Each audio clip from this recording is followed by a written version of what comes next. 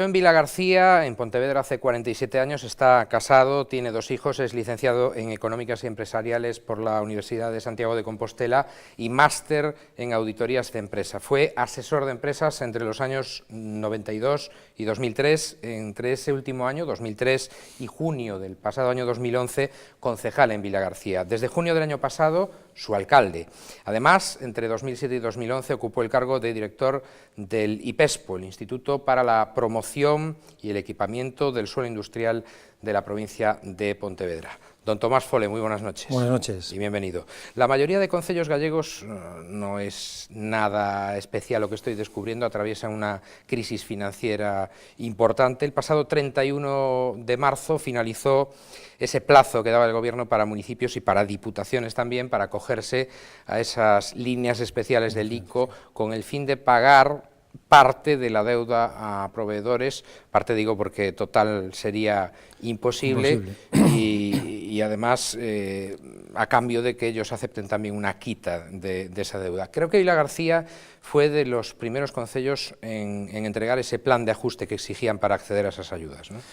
Pues sí, realmente yo creo que fue una de las medidas que, junto con el plan de saneamiento que nosotros mismos ya a nivel local planteamos en el mes de diciembre, de los primeros que lo presentamos. Yo creo que para ser y entenderse creíble también ante la ciudadanía, yo creo que tienes que también tener estos momentos y estas impresiones de responsabilidad. Si te piden que tienes que entregar una documentación para poder verificar al Ministerio si puedes cumplir o no los requisitos de esos préstamos, pues tienes que ponerte a trabajar y intentar, porque evidentemente son muchas las empresas que están pendientes de cobrar sus deudas con las administraciones locales. Entonces nosotros ya el día 12 presentamos toda la documentación de las facturas y trabajamos, de hecho, no me cansaré de decir, reconocer y agradecer al Departamento Económico del Concello de Intervención y Tesorería, Rentas, Secretaría, el trabajo que han hecho arduo, difícil, porque continuamente iban apareciendo novedades de parte del Ministerio y teníamos que seguir adaptando y seguir insistiendo y bueno, recogiendo la documentación. Y el 31, además tenía que haber un acuerdo plenario previo a la presentación, tuvimos que hacer un pleno extraordinario para recoger ese acuerdo. Y bueno, al final con el día 31 pues presentamos ese documento que yo creo que bueno, pues va a aliviar mucho la deuda que tiene el ayuntamiento, pero sobre todo a quién va dirigido. Sí es cierto que a los ayuntamientos, pero va dirigido a las empresas que realmente tienen deudas con toda la administración local, ¿no? Lo cierto es que la mayoría de concellos y también las diputaciones llevarán a cabo ese pleno que dice esto es extraordinario, pero el último día o el día anterior, es decir, hicieron los deberes a última hora. La deuda con proveedores en Vilagarcía, ¿me equivoco si digo que ronda los 4 millones de euros? Ronda al alza, o sea, lo que nosotros presentamos. Nosotros teníamos una deuda cuando entramos aproximadamente cercana a los 6 millones de euros en deuda a proveedores. El decreto que regula este préstamo pues excluye a determinadas entidades, a determinados colectivos, determinadas formas de contratación con entidades privadas, convenios que tienes con asociaciones culturales o deportivas. Entonces hay empresas o instituciones que tengan relación o vinculación con la administración pública, esos están exentos. Entonces nosotros hemos pedido aproximadamente una cantidad de 4.600.000 euros, que sobre los 6 millones nos alivia mucho, pero es una cantidad verdaderamente importante. ¿Pero será suficiente esa línea del ICO, ya no hablo solo de Vilagarcía, según su criterio para, hombre, no para saldar la deuda evidentemente, pero para equilibrar un poco las cuentas de los concellos o no? No, indudablemente esto es un paso necesario e imprescindible para, digamos, corregir las deficientes gestiones de los diferentes concellos, haya gobernado quien haya gobernado. Evidentemente aquí es un amplio abanico de sensaciones políticas que han estado al frente de los diferentes ayuntamientos, pero si no nos concienciamos de que tenemos que hacer un ajuste, digamos, de racionalización y optimización del gasto respecto a los ingresos previsiblemente que vas a tener, esto valdrá para poco, porque en 2 años estaremos en la misma situación. Por cierto, en el plan de ajuste ese que les han pedido a los ayuntamientos y a las diputaciones, pero a los ayuntamientos les piden que calculen ustedes ingresos y gastos, las previsiones naturalmente, creo que hasta el año 2022. Exacto. Es que una de las cosas que yo entiendo y comparto, si la administración, en este caso la administración central, abre una línea de financiación para las entidades locales para, digamos, aliviar, solventar los problemas de deuda que tenían, es lógico que esa administración exija un determinado comportamiento a aquellas administraciones que tienen una deuda que ha sido adquirida por mala gestión, ni más ni menos, ¿no? Entonces, pues efectivamente, ese estudio, ese plan de ajuste, requiere un cálculo, una previsión hasta el año 22, esos 10 años que tenemos de posibilidad de devolver la deuda, en donde tú tienes que hacer una previsión de qué ingresos y gastos vas a tener, actualizando el IPC, tomando una serie de medidas respecto a impuestos, a tasas, a gastos, entonces para intentar plasmar que vas a tener seguridad de poder devolver ese préstamo sin tener que poner en peligro los servicios que obligatoriamente los ayuntamientos tienen que prestar al ciudadano. Entonces, ¿sin acudir a créditos o eso sí lo permite? Eso ya depende de la situación que tenga cada concello. Normalmente nosotros sí podemos acudir a crédito, pero excepcionalmente en este momento, pero ya no vas a poder acudir a crédito para otro tipo de inversiones. En ese aspecto te los dejan prohibido y limitado, porque realmente si no, evidentemente estarías poniendo en peligro el poder devolver este préstamo, ¿no? Ese dinero, como dice usted, hay que devolverlo. ¿Qué interés les marca el ICO? Pues ahora mismo nos marca unas condiciones iniciales del 5% de interés y un plazo de 10 años con 2 de carencia. ¿Qué quiere decir? Que en estos 2 primeros años vamos a pagar intereses solamente y no vamos a pagar la amortización de la deuda, ¿no? Lo cual también, bueno, pues es un alivio, una forma de ir poco planificando, prorrogando lo que es el grueso de la devolución y esperando que en esos 2 años, pues bueno, pues la situación, pues esperemos que vaya suavizándose un poco, ¿no? Esperemos. Ustedes, los alcaldes populares, que como muchos en Galicia, también en el resto de España, llegó al poder tras décadas de gobierno socialista en su ayuntamiento, ¿cómo se encontró las cuentas, las arcas municipales? No me refiero solo a los proveedores, sino ¿cuál era el montante global de la deuda del concello? Pues nosotros realmente encontramos una situación crítica en el momento de que asumimos la responsabilidad del gobierno, y hay que ser, yo creo que a un político debes de pedirle sinceridad y claridad en sus respuestas, ¿no?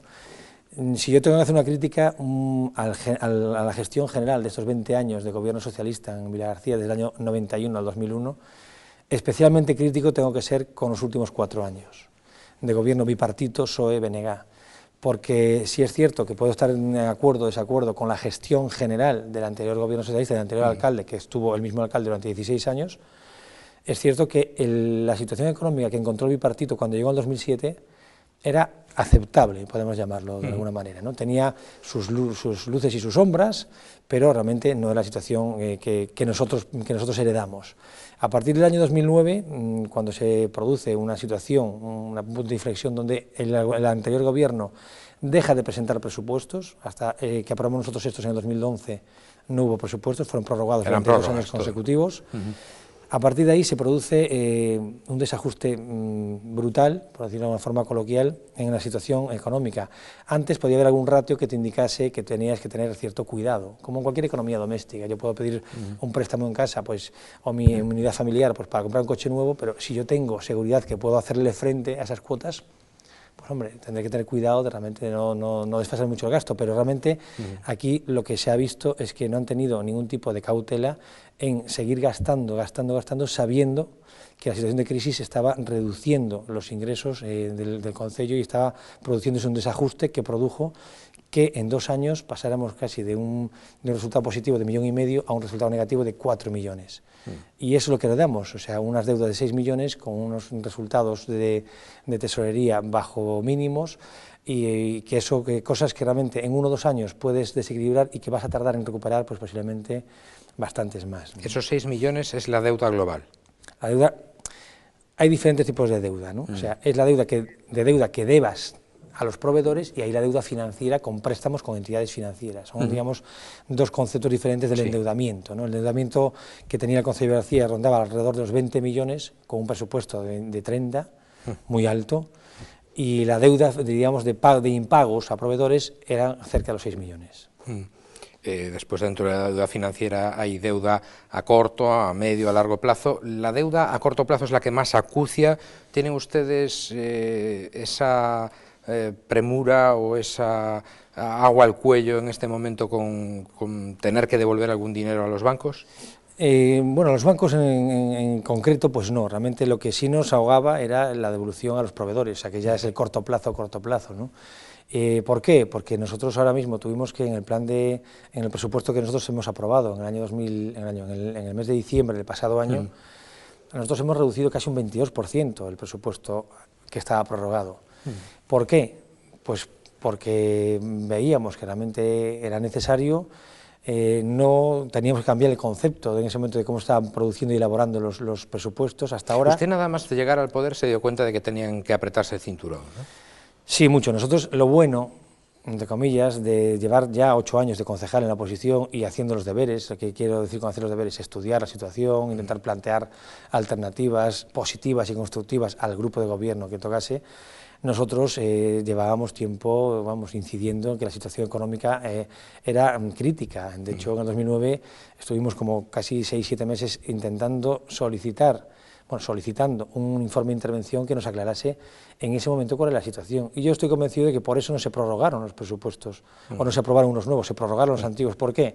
Porque un presupuesto siempre lleva acompañado un informe del Departamento de Intervención que te dice la situación fiel y real económicamente del concello. ¿Usted cree que no se atrevían ni a emitir ese informe? Yo creo que realmente se tenía miedo de lo que podía contener ese informe a la hora de, claro, plantear esos presupuestos a la corporación, al resto de los grupos y a la ciudadanía, quien es al final la más afectada por la buena o mala gestión de un gobierno. Sin lugar a dudas. Vilagarcía se anticipó en muchas de las medidas que adoptó después la Xunta de Galicia y que está fotocopiando ahora, si me permite la expresión, el Gobierno central también.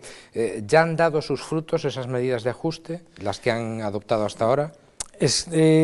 Algunas sí, y otras es demasiado pronto, ¿no? Pero realmente lo que sí han dado su fruto es en lo que acabas de decir, que nos hemos anticipado. Entonces se ve realmente una buena senda, unas buenas directrices, una buena línea. Nosotros hemos tenido la valentía de que antes de que el gobierno de la Xunta, el gobierno central, dijese: señores, estamos en esta situación, es imprescindible tomar estas medidas, a nivel local las hayamos tomado. Entonces eso realmente sí crea un grado de concienciación a la gente que dice: bueno, realmente creemos que podemos estar en buenas manos y vamos a tener cierta dosis de confianza en el nuevo gobierno. Otras, como planes ahorro, planes energéticos, nuevos concursos que sacaremos para intentar con la misma calidad reducir el coste que hoy en día todo el mundo asume, pues estamos en vías de preparar pliegos y, bueno, ya presentando algunos que yo creo que van a tener una buena incidencia en ese ahorro futuro. Sí.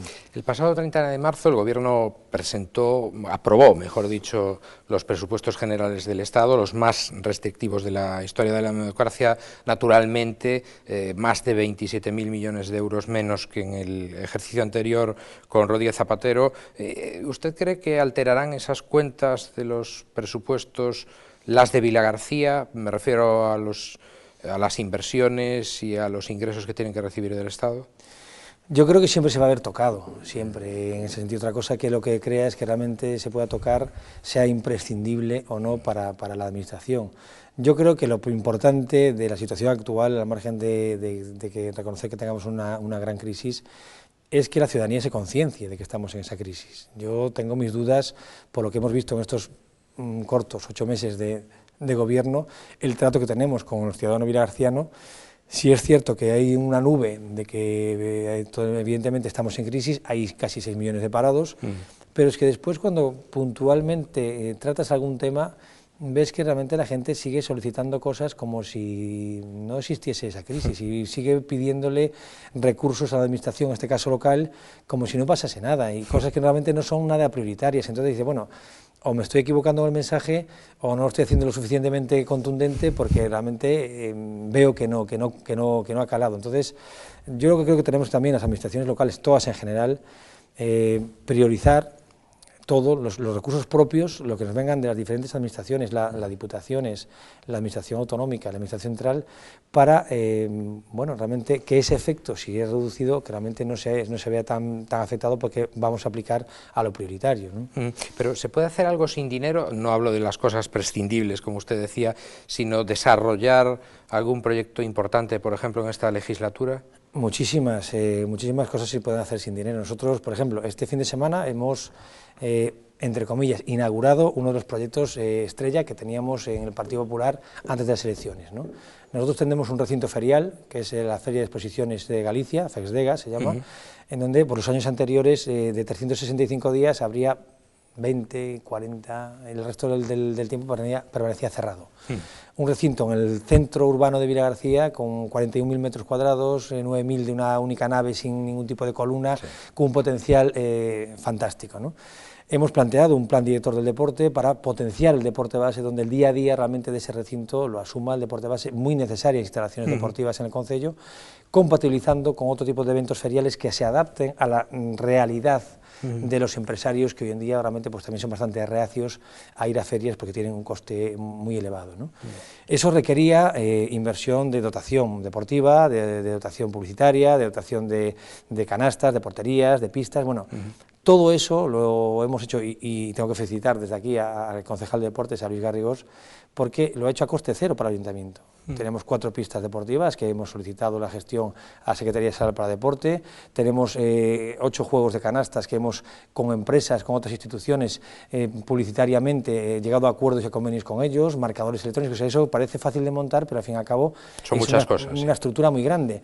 Bueno, pues eso desde el punto de vista local, ahora eso se puede poner en servicio para muchos clubes que realmente no tienen posibilidad económica de hacer frente a unos pagos y sin embargo a coste cero para el concello nos va a ser mucho más fácil de que también sea a coste cero para los clubes. Me consta además, don Tomás, que en Vilagarcía hay una actividad deportiva muy importante y muy numerosa en cuanto a participantes.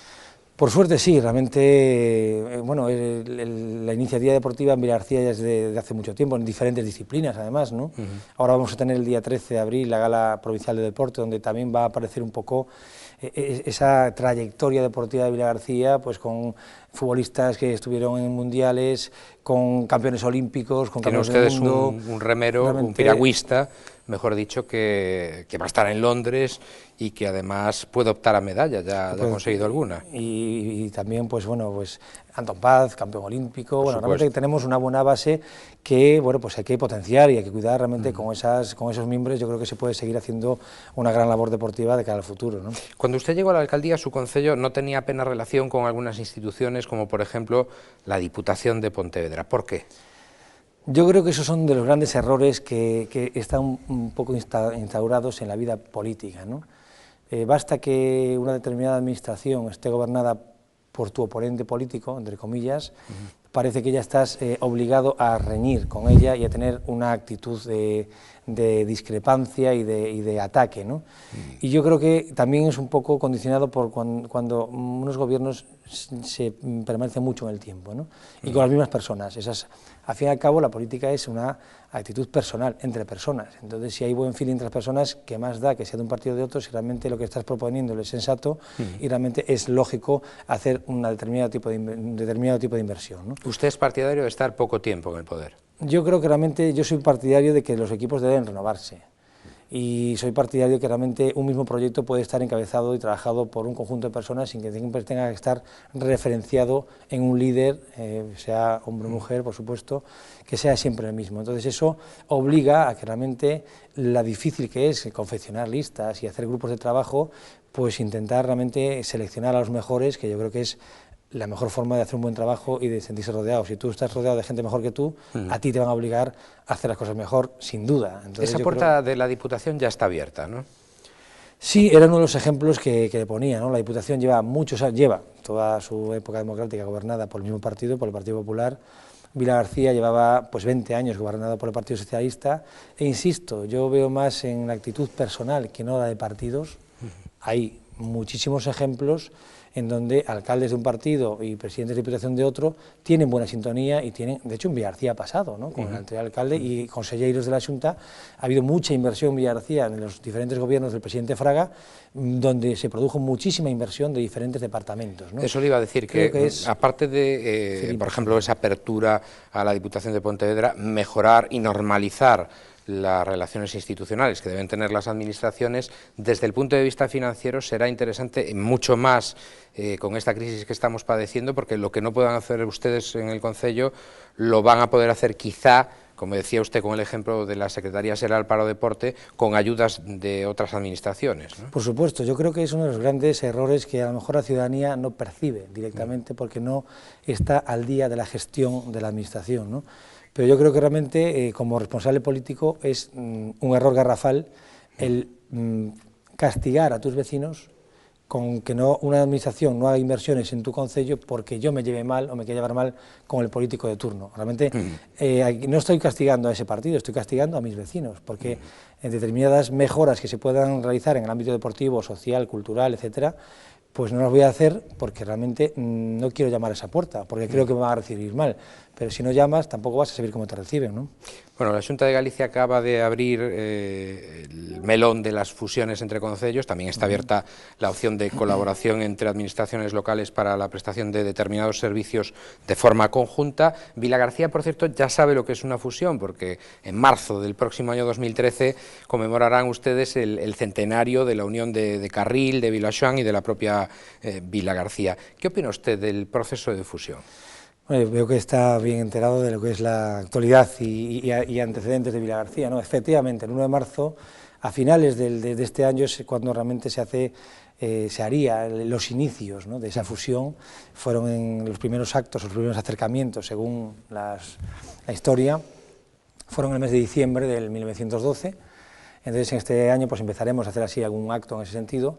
Por cierto, creo que ¿fue positiva aquella fusión? Es lo que iba a comentar. Yo creo que la historia ahí lleva, ¿no? O sea, ya son 100 años de fusión, nos ha convertido en la 8ª ciudad de Galicia y yo creo que realmente pues nadie puede ahora mismo discutir hoy en día pues el efecto positivo de esa fusión, claro.